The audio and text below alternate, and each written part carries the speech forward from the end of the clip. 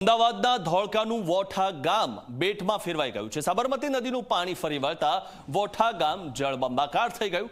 7 નદીઓના કારણે ધોળકાના વોઠા ગામની હાલત સાવ કફોડી થઈ ગઈ છે। ત્યારે વોઠા ગામના પરા વિસ્તારમાં લોકોના ઘરમાં પાણી ઘૂસી ગયા।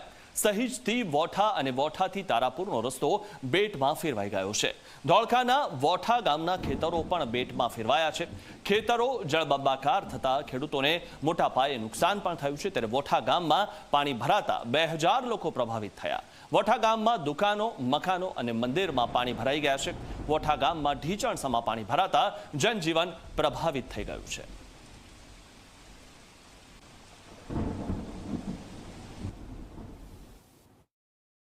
सात नदीना संगम અને મેળા માટે વખણાતા એવા વૌઠા ગામ જે ધોળકાનું છેલ્લું ગામ કહેવાય છે ત્યાં પહોંચ્યું છું, જે સાબરમતી નદીની પાસે આવેલું ગામ છે, જ્યાં સાબરમતી નદીમાંથી આવેલા પાણી ફરી વળી ચૂક્યા છે અને એ જગ્યાના દ્રશ્યો આપને આ ટ્રેક્ટર ઉપર બેસીને બતાવી રહ્યો છું। એ ગામની પરિસ્થિતિ જ્યાં મકાનોમાં પાણી ઘૂસ્યા છે, રસ્તા ઉપર પાણી ફરી વળી ચૂક્યા છે। બેટ જેવી સ્થિતિ આ વૌઠા ગામની કે જ્યાં 2000 થી પણ વધારે લોકો અહીંયા વસવાટ કરે છે, જ્યાં સ્થાનિક જીવન ઉપર અસર છે, વેપાર જીવન ઉપર અસર છે અને આ ગામની પરિસ્થિતિ એ જોઈ શકાય છે। અને જે જગ્યા ઉપર હું ફરી રહ્યો છું એ રસ્તો અહીંયાથી આગળ જે સીધો જાય છે ત્યાં વૌઠાનો મેળો ભરાય છે, ત્યાં આનાથી પણ વધારે પાણી જે છે તે ભરાયા છે અને લોકો હાલાકીમાં મુકાયા છે।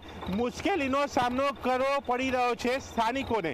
આ જે વૌઠા ગામ જે છે ત્યાં સાબરમતી, સેઢી, વાત્રક, મેસવો, હાથમતી, ખારી અને મજુમા નદી કે જેનું 7 નદીનું સંગમ થાય છે, એ વૌઠા ગામ ખાતે સાબરમતી નદીના તો પાણી આવે છે, સાથે વાત્રક નદી તેનું પણ પાણી અહીંયા આવ્યું છે અને આ જગ્યા ઉપર જમણી તરફ એ પાણીનો વહેણ જોઈ શકાય છે, જેના ઉપરથી અંદાજો લગાવી શકાય છે કે કેટલા પ્રમાણમાં પાણી અહીંયા આવી રહ્યું છે। સાથે લોકોના પણ આક્ષેપ છે કે જે આંકડો પાણી છોડવાનો આપવામાં આવી રહ્યો છે તેના કરતાં વધુ પાણી છોડાઈ રહ્યું છે અને જે પાણીનો વહેણ છે ત્યાં માટી પણ ધીમે ધીમે એ પાણીના વહેણ સાથે ધસાતી જઈ રહી છે, એ પણ આ દ્રશ્યોમાં જોવા મળી રહ્યું છે।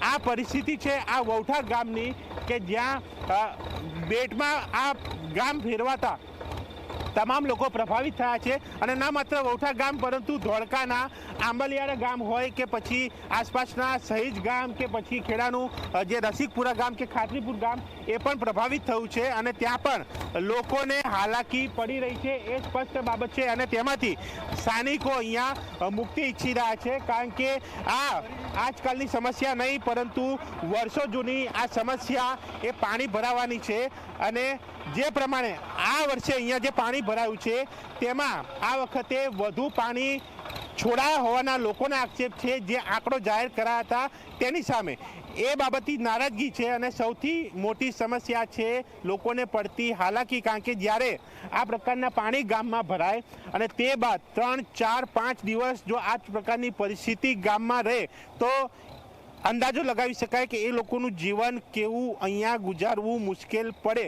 અને તેનાથી જ સ્થાનિકોમાં નારાજગી છે અને આ પ્રકારે ટ્રેક્ટરો જ માત્ર આવી જા કરી શકે છે એ વ્યવસ્થા સરપંચ દ્વારા કરવામાં આવી છે, તંત્ર દ્વારા કરવામાં આવી છે, જેથી કરીને લોકોને હાલાકી ન પડે। સામાન્ય જનજીવન ખોરવાયું છે અને સામાન્ય વાહન વ્યવહાર પણ ખોરવાયો છે, પરંતુ આ પ્રકારે ટ્રેક્ટર મૂકીને મદદ જે છે તે પ્રશાસન પૂરું પાડી રહ્યું છે અને અધિકારી સતત મોનિટરિંગ, નિરીક્ષણ સ્થળ ઉપર પહોંચીને કરી રહ્યા છે કે આ જળસ્તર કેટલું છે, કેટલા ગામના લોકો પ્રભાવિત થયા છે અને તેમના માટે શું વ્યવસ્થા કરી શકાય।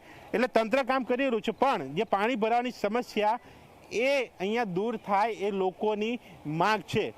કેમેરામેન તુષાર શાહ સાથે દર્શન રાવલ, ઝી મીડિયા, ધોળકા।